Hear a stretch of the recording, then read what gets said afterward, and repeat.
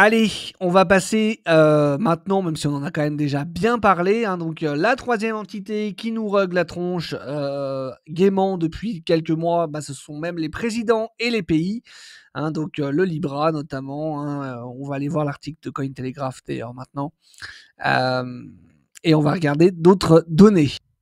Voilà donc le fameux article de Cointelegraph dont je vous parlais, hein, le jeton Libra approuvé par Milei était un secret de polichinelle dans les cercles du même coin. Aujourd'hui, Milei fait face à des appels de destitution de la part de ses opposants après avoir approuvé une crypto-monnaie qui se transformait en un tapis rouge de 100 millions de dollars. Pas mal, hein.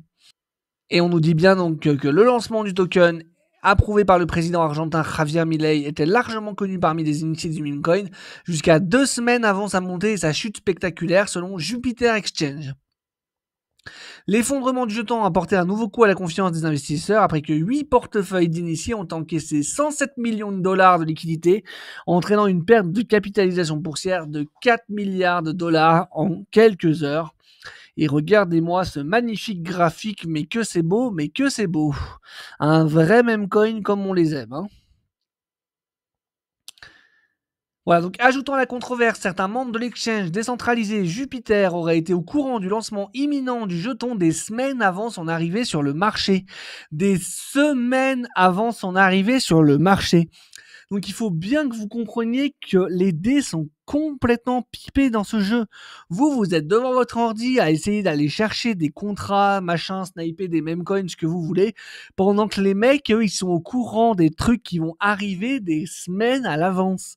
Je sais pas si vous vous rendez compte à quel point c'est perdu d'avance de jouer ce jeu-là, vraiment, hein. Donc le lancement du jeton était un secret de polichinelle dans les cercles du meme coin. Voilà, donc je vous laisserai regarder, hein, je vais pas vous détailler tout ça dans le moindre détail. L'article, il sera sous la vidéo. Vous pourrez aller, vous voyez, il y a même les adresses qui ont été listées. Vous pourrez vraiment tout regarder en détail parce que vraiment, c'est complètement scandaleux. Voilà, donc on va pas revenir plus en détail sur ces histoires de meme coin parce qu'on en a déjà bien parlé. Mais sachez que nos chers présidents ont bien d'autres moyens de nous reguer la tronche et c'est ce qu'on va voir dès maintenant. Donc, le week-end dernier, le week-end du 1er mars, notre ami Donald Trump a tweeté sur la réserve crypto US en disant que, en gros, la réserve crypto des États-Unis dont il a parlé allait être mise en place avec un executive order et que dans cette réserve crypto, il y allait avoir du XRP, du SOL et du ADA. Ce qui a entraîné un pump massif pour ces cryptos, hein. Je crois que le ADA a pris 66% de hausse en quelques heures. Donc voilà, ça a vraiment donné un coup de pression à la hausse assez énorme. Et en fait, une heure plus tard, Donald Trump a à nouveau tweeté, et bien sûr, évidemment, j'ai oublié de le dire, Bitcoin et Ether seront aussi présents dans cette réserve, bien évidemment. Alors, ce qui est très drôle avec ça, et c'est ce qu'on va voir juste après, c'est qu'en fait, on a l'impression que notre ami Donald Trump, il a reçu un coup de fil entre les deux, entre ces deux tweets, d'un copain à lui, hein, c'est ce qu'on va voir sûrement après, lui disant, écoute, t'as oublié un peu de dire un truc là dans ton tweet, est-ce que tu pourrais pas rajouter ça et ça, s'il te plaît, parce que ça m'arrangerait bien. Alors, on va voir plus en détail ce qui s'est passé. Donc, le jour même, Insider Trading on Trump's Crypto Reserve Announcement, donc une baleine a posé un pari sur la hausse du Bitcoin et de l'Ether en x50 en posant 4 millions de dollars et donc a créé une position de 200 millions de dollars. Donc en gros, quelques minutes au maximum, quelques heures avant l'annonce de Trump, vous avez une baleine qui dépose 4 millions en x50 de levier. Je ne sais pas si vous vous rendez compte, hein, x50 c'est énorme. Avec un seuil de liquidation en plus qui était très très faible. Donc en fait, voilà, on peut spéculer sur ce qu'on veut. Je vous laisserai faire votre propre idée là-dessus, mais il savait clairement qu'il allait avoir une annonce et ce que ça allait donner. Et donc le mec a posé 4 millions de dollars sur Bitcoin et Ether avec un pari à x50 à la hausse. Et donc résultat des courses, hein, voilà, délit d'initié, un ordre massif a été placé juste avant que Trump ne se ravise et n'annonce intégrer Bitcoin et Ethereum à la liste des cryptos initialement envisagées pour la réserve stratégique XRP, Solana et Cardano.